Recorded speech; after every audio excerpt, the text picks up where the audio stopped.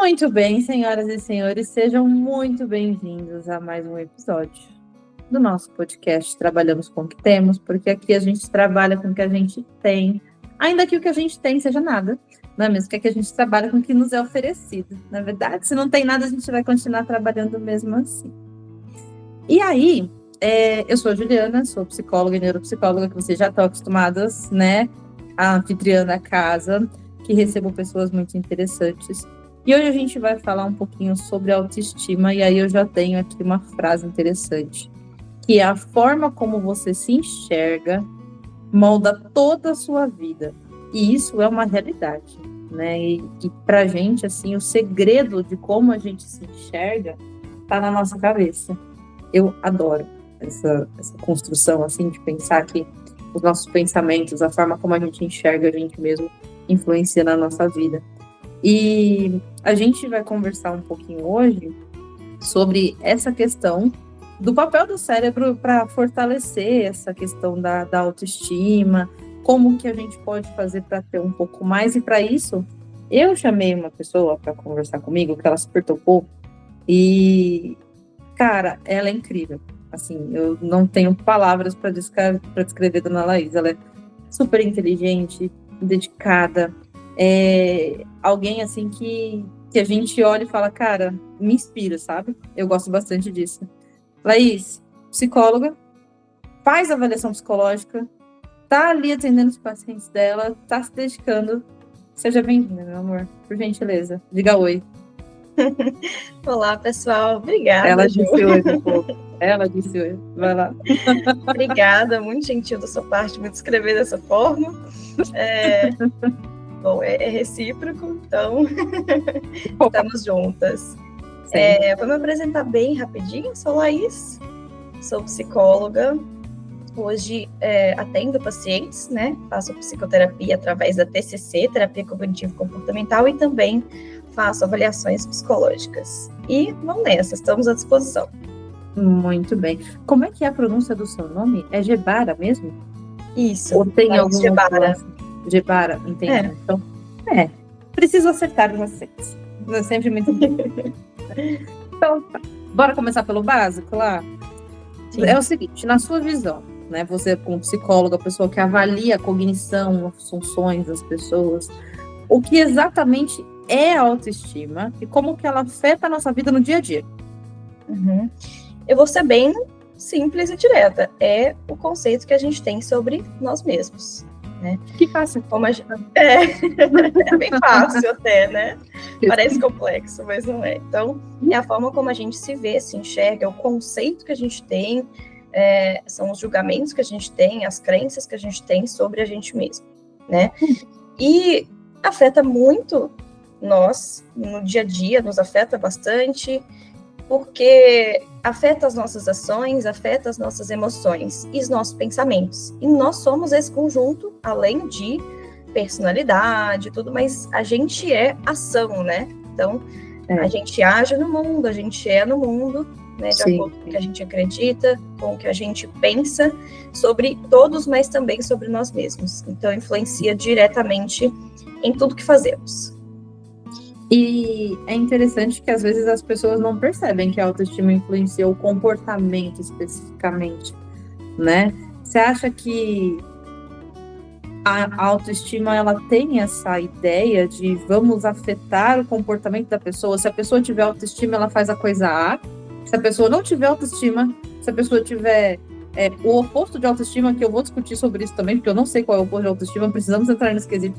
Mas se a pessoa não tiver autoestima, ela age de forma B? Você acha que a autoestima ela influencia no comportamento?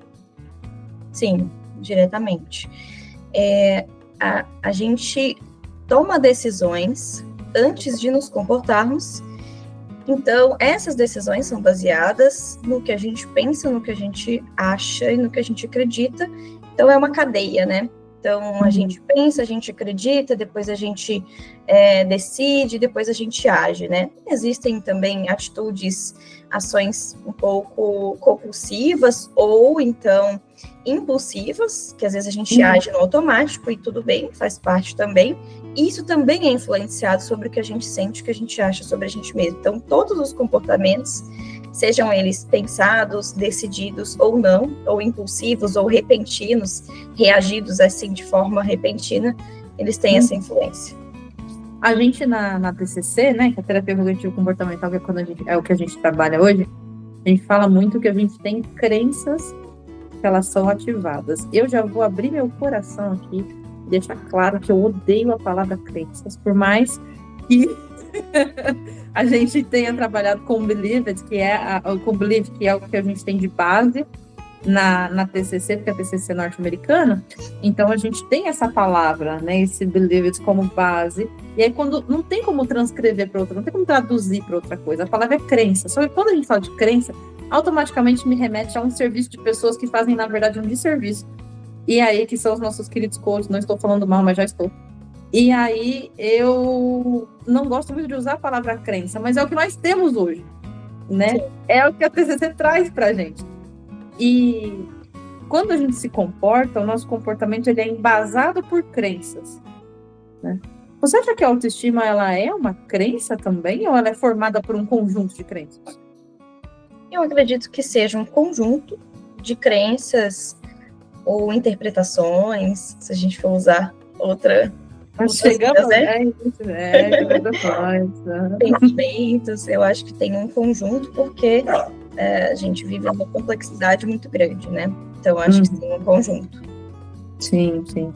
E você acha que a autoestima ela é mais fixa ou ela é mais maleável no decorrer da vida? Assim, dá para fazer alguma coisa assim com ela conforme vai passando?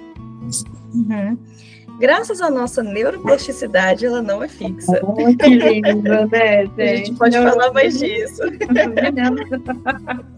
Mas graças à nossa neuroplasticidade, a gente tem uma capacidade de aprendizado muito grande, muito profunda, né? A gente está o tempo inteiro aprendendo e desaprendendo, dependendo da perspectiva, a gente está deixando para trás coisas que não nos servem mais e aprimorando ou adquirindo novos conceitos, novas ideias, novas interpretações, para que a gente possa melhorar, né, de vida. Então, não é fixa. Não é fixa. E você acha que tem uma idade que é mais fácil de aprender autoestima? Ou isso daí é coisa de gente que não sabe o que está dizendo? Aí é sua opinião mesmo. O que você acha? Eu acho que, assim, é claro que a gente tem uma limitação de idade ao longo do tempo, que a gente diminui um pouco, né, com a idade, a nossa capacidade de adquirir novos conhecimentos no sentido de raciocínio, mas a nossa inteligência, em termos de conhecimentos, em termos de se apropriar de novas coisas, é infinita. Então, a gente nunca para de aprender. E se a autoestima é uma coisa que pode ser aprendida, digamos, o seu funcionamento, né? Então, o nosso funcionamento em relação à autoestima, se a gente pode aprender isso, se a gente pode trabalhar isso em termos de aprendizado, então a gente pode a vida inteira, né, ter essa oportunidade. Eu já vou bem pegar esse gancho e falar sobre a questão das áreas do nosso cérebro, porque aqui a gente gosta do quê? A gente gosta de cérebros, né? A gente nós duas amamos cérebros, cérebros são incríveis, menina, vivos assim, funcionando, a coisa mais maravilhosa. E assim, você sabe me dizer, você já deu uma olhada, você conhece as áreas do nosso cérebro que está envolvida no desenvolvimento da autoestima? Porque assim, a gente fala muito sobre o córtex pré-frontal, por exemplo, que ele é o responsável pela tomada de decisão. Aí no episódio passado, a gente falou muito da amígdala, né? Que eu recebi até um comentário muito legal de uma paciente, que ela falou assim pra mim: nossa, Ju, não importa a amígdala, sempre dá dor de cabeça pra gente, né? Se é da garganta infecciona, se é do cérebro que faz a gente ficar ansioso, não importa a amígdala, sempre dá problema. Então, você sabe me dizer que parte do cérebro que tem, assim, que tá mais envolvida no desenvolvimento dessa autoestima? Então, eu não sei se existe uma única que está mais envolvida predominantemente. Eu sei que, assim, a gente tem várias, né? Nosso cérebro, ele é todo interligado, ele tem conexões diversas, infinitas quase, né? Então, tem muitas áreas que trabalham emoções, tem muitas áreas diferentes, inclusive, que trabalham vários aspectos, né? Mas existem algumas que a gente elenca como principais. Uma delas é o córtex pré-frontal medial, porque ele está relacionado à ideia de self, ao quanto a avaliação do self, né? A avaliação de nós mesmos. Então, essa avaliação e interpretação. Tá? O selfie que você diz é a gente mesmo. É justamente por isso que a foto tem esse nome, né? Então, quando a gente tira uma selfie, é você tirando uma foto de você mesmo. Quando eu falo do selfie, é a minha autoimagem. Correto? Exatamente. Eu adoro fazer essa analogia, cara. Fica tão claro. Continua. E aí essa parte, ela é muito responsável pela interpretação dos feedbacks que a gente recebe, tanto internos nossos, né? Nossa própria autoavaliação, quanto do externo, né? Existe também o córtex cingulado anterior, né? Termos técnicos da neurociência. Que lindo! Eu dei o exemplo no outro vídeo e eu acho interessante a gente falar de novo. Se a gente pega os nossos polegares e coloca ele em cima das orelhas e junta os indicadores em cima, a gente forma exatamente a tiarinha do córtex frontal, né? Então, tudo que está para frente desses dedos é o nosso córtex frontal e tudo que está para trás, aqui o frontal anterior, ele fica bem embaixo da tiarinha que a gente forma. Então, tá bem aqui no meio, assim. Prossiga. Eu adoro esse indicativo, é muito legal. Bom. Biologia, voltando. Biologia. Biologia. Tudo, gente. A gente trabalha com o que a gente tem. Sim. Nessa parte, né, que é o que a gente chama de ACC, que é o córtex cingulado anterior, ele está associado à detecção de erros, conflitos internos e também regulação emocional. Então, também tem essa parte da crítica, autocrítica, a gente perceber que a gente errou, que a gente precisa fazer alguma movimentação em relação a isso, e também conflitos internos. Então, pensa assim, eu faço uma coisa, eu acho que está certo, né? Eu estou fazendo aquilo porque eu tenho uma decisão que normalmente eu acho que está certa, e aí vem alguém e diz, não está certo, e aí tem essa parte o que elabora isso. Não, peraí, eu achei que estava certo, mas não estava, então deixa eu, né, elaborar, né? E a querida amígdala, que você disse, também tá bem relacionado, porque ela é o processamento. Amígdala. Olha ela voltando aí, gente. Voltou. Gente, a ser amígdala, a gente não... A gente ser amígdala não é nada, entendeu? A da garganta a gente pode tirar que vai ficar tudo bem, mas a do cérebro não tem como. A amígdala, em relação a isso, ela trabalha o processamento emocional e a resposta ao medo, né? Então, quando a gente tem alguns estudos que identificam, que analisam a baixa de autoestima, quando uma pessoa tem baixa autoestima, essa região é hiperativada quando tem uma crítica ou um feedback. Então, é uma parte sensível, fica mais sensível à crítica, ela é hiperativada quando a gente faz aqueles estudos de monitorar as partes do cérebro que ativam mais e tudo. Então, a amígdala é a parte que tem uma hiperatividade quando acontece uma crítica ou algo assim, com pessoas com baixa autoestima. E aí a gente já vai entendendo por que quando a gente tem muitas experiências negativas, a gente pode ter uma visão distorcida da gente mesmo, né? Você tem, assim, alguma ligação, alguma coisa que você pode me comentar sobre isso? Porque eu entendo perfeitamente que as experiências negativas, elas vão fazer uma manutenção de pensamentos errôneos, né? De pensamentos, como a gente gosta de falar, disfuncionais. Então, quanto mais eu tenho experiências negativas, mais eu vou acreditar naquela crença disfuncional de que eu sou negativo, né? E isso, eu acho que tem um pouco a ver também, né? Tem um pouquinho, uma coisa básica, quase nada, a ver com essa questão da autoestima também, né? Eu gosto de falar assim, a gente é um pouco parecido com os cachorros, na verdade a gente é bem parecido no quesito, a gente acaba treinando o nosso cérebro a situações, e aí a gente fixa aquele aprendizado, né, aquela memória.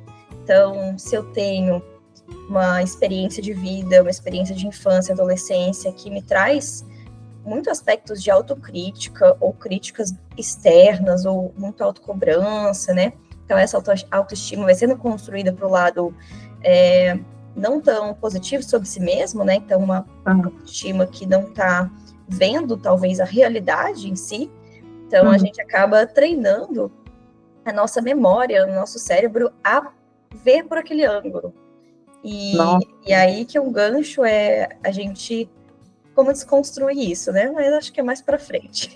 Não, você falando isso, eu lembrei exatamente do momento em que eu enfio a minha história no meio de alguma coisa, né?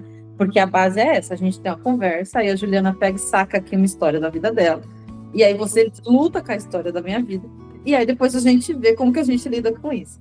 Ok. E aí, assim, você falando que o nosso cérebro funciona como se fosse um cachorro, gosto desse comparativo, cachorros são fofos, eu vejo que o meu ele foi muito mal treinado durante todo o processo da minha vida, né? Porque, assim, vamos combinar que, mais uma vez, eu preciso ressaltar, né? Eu não sou uma mulher magra, né? Hoje, atualmente, eu sou uma mulher que eu tenho 1,68 de altura e eu peso 135 quilos. Eu nunca fui uma mulher magra. Só que eu não sou uma pessoa gorda disfuncional. Então, quando alguém fala assim pra mim, mas e a saúde? Eu falo, vai bem, obrigada, porque eu sou uma pessoa que faço exames com frequência. Eu andei doente ultimamente, mas a minha, entre aspas, doença é uma possível endometriose.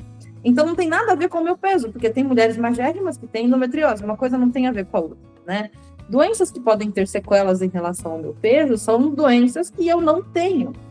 Inclusive, eu sigo ali nadando 2 vezes na semana, eu nado de 1 quilômetro a 1,5 quilômetros todas as vezes. Então, eu não sou uma pessoa não ativa. Só que o que acontece? A minha mãe, ela também é bipolar. E a minha avó também. E a minha tia também. E as mulheres da minha família também. E isso, o lítio precisa rolar na caixa d'água da minha família. Quando a gente se encontra para poder garantir o funcionamento do humor das pessoas na casa. E a minha mãe, quando eu tinha ali uns 12 anos, 11 para 12 anos, que foi quando eu comecei a me interessar pela primeira pessoa que eu pensei que eu poderia ter um relacionamento, a minha mãe me falou uma frase que fortaleceu muito a minha amígdala a ter reações adversas a mim mesmo, que foi a mais gorda desse jeito, nenhum cara vai te querer. Então, assim, para uma pessoa de 11 anos ouvir alguma coisa assim do tipo, é bem interessante. E aí, ela falou isso a primeira vez e depois, antes ela já falava para mim que eu tinha que parar de comer porque eu comia demais, né? Mãe sempre tá achando que tá cuidando, não tô criticando minha mãe, ela acha que ela fez o melhor que ela pôde. Se a minha criação foi ruim, imagino que foi a dela, né? Porque ela só repassou o que ela sabia. E aí, conforme eu fui crescendo, as coisas foram piorando, mas foram piorando muito, assim. A minha mãe, ela trabalha em hospital, minha avó, minha tia e todas as pessoas da minha família trabalham em hospital. Então, a minha mãe conseguia remédio para emagrecer sem precisar de receita. E ela me forçava a tomar remédios para emagrecer, para que alguém pudesse me querer, porque eu não era satisfatória. E aí, quando eu comecei a namorar com meu ex-marido, que Deus o tenha, não, ele não morreu, mas é isso, um dia vamos falar do meu ex-marido também, gente, não sei em que momento, mas a gente chega lá. E um dia, quando eu comecei a me envolver com meu ex-marido, eu tinha 16 anos, eu casei com 18. E quando eu comecei a me envolver com ele, a minha mãe falou assim pra mim, você precisa emagrecer porque você tem que entender que mulher é um troféu. Nenhum homem vai querer andar com uma mulher feia do lado. E ser gorda é ser feia. Você não pode ser feia, porque ele não vai ter orgulho de te mostrar para os outros. Porque o seu pai não tinha orgulho de me mostrar para as pessoas, então o seu marido também não vai ter. Qual foi o problema? Eu tomei anticoncepcional por muitos anos, então eu engordei muito depois que eu casei, né? Então eu passei ali dos meus 78 quilos para os meus 110 quilos muito rápido. E a minha autoimagem, então a forma como eu me via, ficou totalmente distorcida, né? Porque eu saí de uma roupa 48, 46, que já é grande para uma pessoa que tem 18 anos, e eu fui para os 52, para os 54, né? E isso foi horrível. Foi horrível. E a minha mãe, mesmo de longe, continuava na minha orelha que eu precisava fazer academia, que eu precisava mudar minha alimentação, que eu precisava melhorar. E nisso a minha mãe ganhou um reforço. Meu ex-marido. Então, meu ex-marido, ele também falava para mim que gorda era difícil. Inclusive, ele se recusava, às vezes, a ter relação comigo, porque o meu corpo não era atraente. Então, foram situações bem complicadas. Esse foi o principal motivo de eu ter segurado um casamento por 9 anos. Porque eu não tinha... Qual que é o tema de hoje mesmo? Autoestima, né? É isso. Porque eu não tinha autoestima. Então, eu segurei esse casamento por 9 anos. Quando eu decidi me divorciar, muitas coisas já tinham acontecido, mas quando eu decidi me divorciar, as coisas só pioraram. Porque aí eu estava tomando outros remédios, fazendo outros tratamentos, inclusive psiquiátricos, então eu aumentei mais de peso ainda. Então as coisas saíram ainda mais do controle, a ponto de eu passar pela situação de não passar pela catraca do ônibus. Laís, como que eu consigo fortalecer uma autoestima que não existe nesse caso?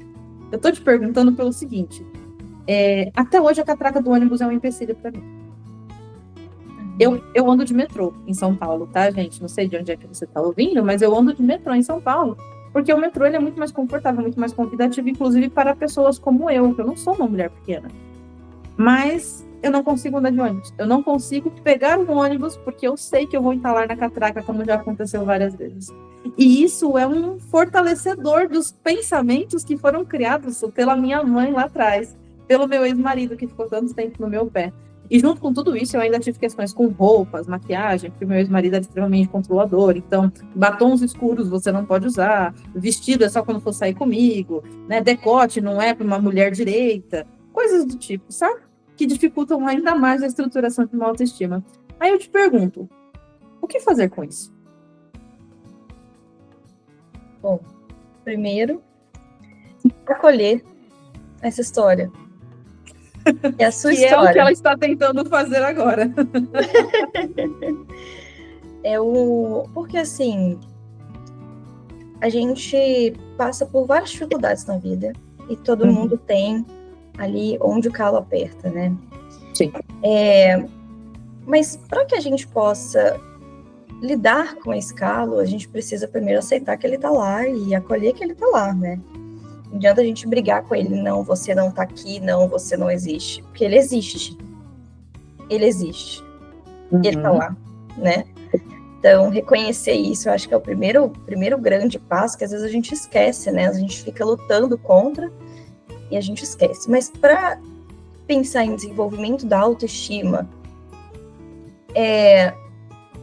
entender que um problema de autoestima e um problema de autoimagem, um problema que eu digo quando eu não gosto de algo em mim e isso me afeta profundamente, por que me afeta profundamente. Então, se eu pudesse fazer uma análise, porque eu acho que esse é o intuito de você ter trazido dessa forma a história, seria no sentido de essa inter-relação que foi criada e que as pessoas podem ter muito comumente de ser uma pessoa gorda significa ser uma pessoa feia. Ser uma pessoa gorda pode até ser uma pessoa ruim, ser uma pessoa indesejada, ser uma pessoa incapaz, ser uma pessoa... várias coisas. Então, ligar uma coisa na outra, ou seja, um aspecto, um fato, pode ser um fato ou real ou não real, mas um fato que a gente, né, que a gente tem com uma crença, com o acreditar em algo, que aquilo está relacionado e não necessariamente está. Ou então... O ser gordo e não saudável, né? Nem sempre tá ligado. Então, esse é o central da autoestima. A gente pensar que, ok, eu tenho um problema, pode ser que sim, pode ser que não. Eu tenho um aspecto, eu tenho um fato. Muitas pessoas me dizem que esse fato tá errado, que eu não deveria ser assim. Mas por quê? Por quê? Então, ser gorda significa ser uma pessoa ruim? Significa ser uma pessoa menos querida, menos amada? Esse é o aspecto central. Sim. E de fato, por mais que eu tenha questões até hoje em relação a isso, eu acho que muitas delas foram se modificando através da terapia e fazendo essa separação. Da separação do quê? Uma coisa é uma coisa, outra coisa é outra coisa. Né? Então, quando eu falo do trabalhar com o que temos, é porque é uma realidade. Né? Então, o que eu posso fazer para melhorar a minha autoestima hoje? Para melhorar a minha autoestima hoje, eu posso entender que eu tenho uma personalidade diferente das pessoas, eu tenho algo que me diferencia, eu tenho algo que é bom, né? E aquilo que é colocado em evidência, que mostra que acaba derrubando a minha autoestima, talvez seja interessante não colocar tanto em foco. Como que a gente pode trabalhar a nossa autoestima de maneira geral, é isso? primeiro ponto é o autoconhecimento. Então, é mesmo? Sim. Muito bom. Então, quando a gente coloca aqui, ok, eu sou uma pessoa assim ou assado, né? Ou se a gente coloca essa ênfase toda no que parece ser negativo e não necessariamente é. Ok, beleza, isso tá ali, mas e o restante? O que mais tem, né? Então, a gente não é definido apenas por uma coisa. Então, você, Juliana, não é só a Juliana, pessoa gorda. Não, você tem várias características que fazem você ser quem você é, né? Sem julgamento de bom ou ruim, mas assim, você tem um conjunto de características. Então, todos temos um conjunto de características. Por isso, autoconhecimento é importante. Eu entender quais são as minhas características, o que elas fazem na minha vida, o que elas trazem pra gente, né? O que essas características trazem para nossa vida. Outra coisa também muito, muito, muito importante, nossos valores, nossos objetivos. Então, ok, eu tenho essa característica tal, né? Qualquer que seja, isso tá de acordo com o que faz sentido para mim? Sim, ok. Então, assim, muito do nosso problema de autoestima vem do externo, de como as pessoas querem que a gente seja, mas tem uma autocobrança também, né? Então, existem pessoas que têm um perfil de autocobrança muito grande, eu sou uma dessas pessoas. Então, eu não preciso Adoro! Eu não preciso que ninguém me cobre, eu já me cobro o suficiente, né? E é tentar regular isso, no sentido de, ok, beleza, eu posso não ser perfeito, e eu não vou ser, eu nunca vou ser, né? Mas o que eu tenho hoje? Então, né? Trabalhar com o que trabalha temos hoje. Com Então, eu iria muito por esse lado, assim, ok, beleza, eu tenho isso aqui, mas o que mais? E o que mais eu sou? Eu sou só isso? Eu sou só uma pessoa gorda ou eu sou mais do que isso? O que está por dentro disso? O que está além disso? Acho que é muito nesse ponto. Perfeito.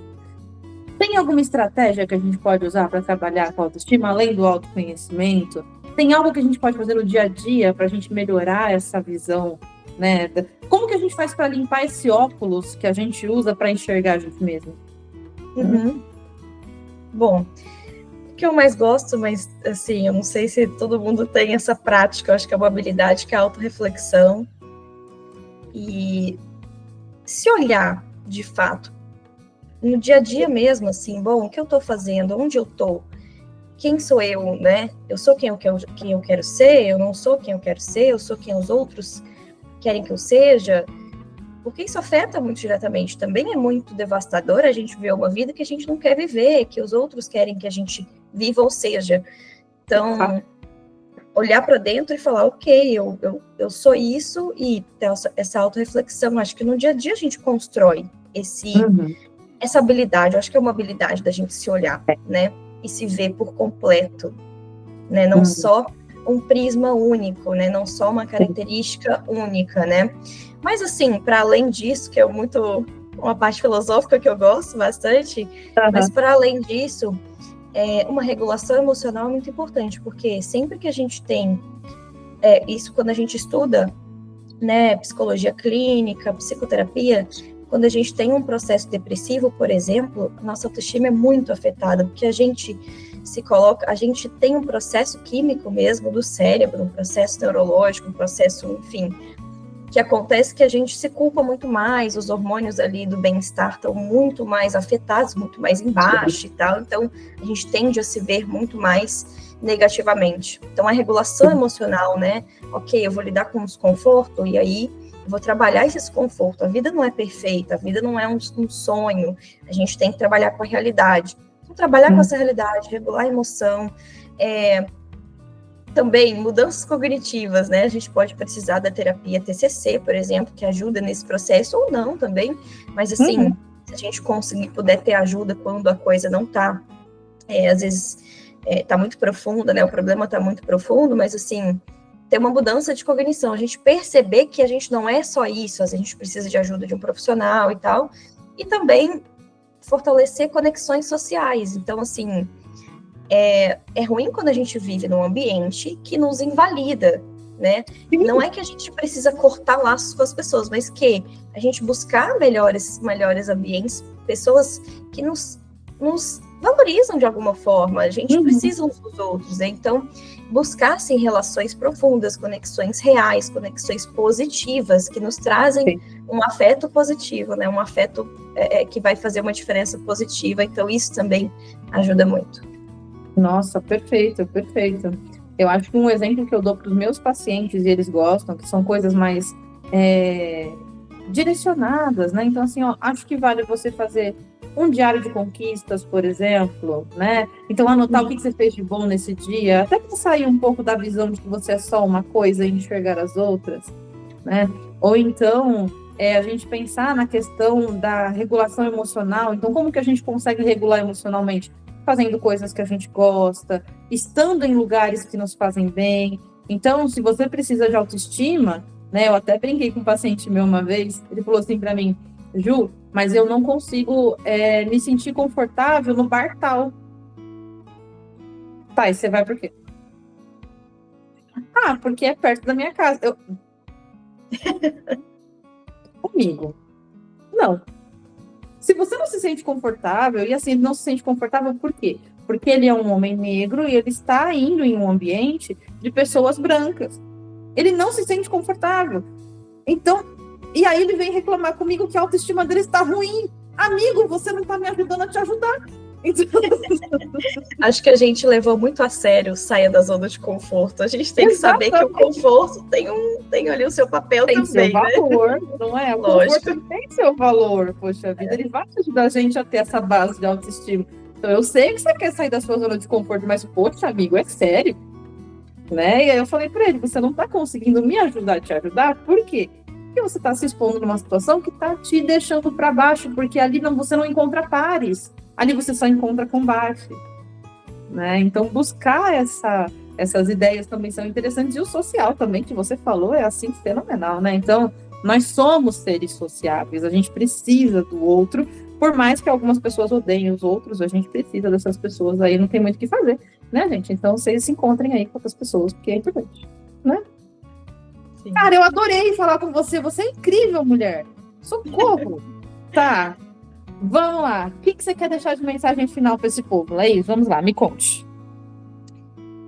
Bom, a gente está dizendo aqui de uma forma simples, né? Mas a gente sabe que não é tão simples assim, né? Uhum. É um processo, então acho que a mensagem que eu digo é não desistam, né? Uhum. Se tem algo que você possa melhorar, possa aprender, vá em frente. Se você quer ser quem você quer ser, seja quem você quer, né? Não o que os outros querem, né? Isso ajuda muito na autoestima. Também é muito devastador a gente ser quem a gente não é, né? Também afeta a autoestima, porque a gente está forçando algo que não é nosso. Então, meu recado final seria esse, né? Não desista. A gente aprende muito o tempo inteiro, a gente é muito capaz de aprender a vida inteira, como a gente diz. Então, é possível, é sempre possível a gente melhorar a autoestima. Perfeito. Ai, gente, que tudo. Adorei. E aí, fica o convite para você. Se você gostou dessa conversa que a gente teve aqui agora, gostou de ouvir. Primeiro, tá precisando de psicoterapia ou alguma coisa do tipo? Instagram da Laís vai estar aqui embaixo, chama ela. O Instagram da clínica também, da Neuromarian, vai estar aqui. Acho que é interessante. E não só se você estiver precisando, eu acho que também segue a gente, que tem muito mais coisa legal nos Instagrams da galera aqui, meu, da Laís, da Lari, que estava no outro episódio, né? E assim, eu acho que de tudo que eu já falei até hoje aqui, a gente já conversou sobre religião, já falou sobre ansiedade, já falou sobre estresse. A autoestima, ela literalmente é o que mais cabe com o título desse episódio, com o título do podcast, com o nome do podcast. A autoestima, ela é o trabalhar com o que você tem. Não é exigir nada do outro, não é esperar que o outro faça nada, não é querer agradar o outro, não é querer fazer por você, é trabalhar com o que você tem. E o que você tem é bom, você só precisa enxergar isso, né? E talvez a terapia possa te ajudar nesse processo e tudo. Foi ótimo ter você aqui, mocinha. Muito, muito, muito obrigada. E teremos um episódio sobre sono no futuro em que ela volta, porque essa daqui é a rainha do sono, gente. É a rainha a única que eu conheço que estuda esse negócio aí. Então, ela volta. Obrigada, Laís. Eu que agradeço. Parabéns pelo trabalho, Ju. Obrigada, meu amor. Sempre.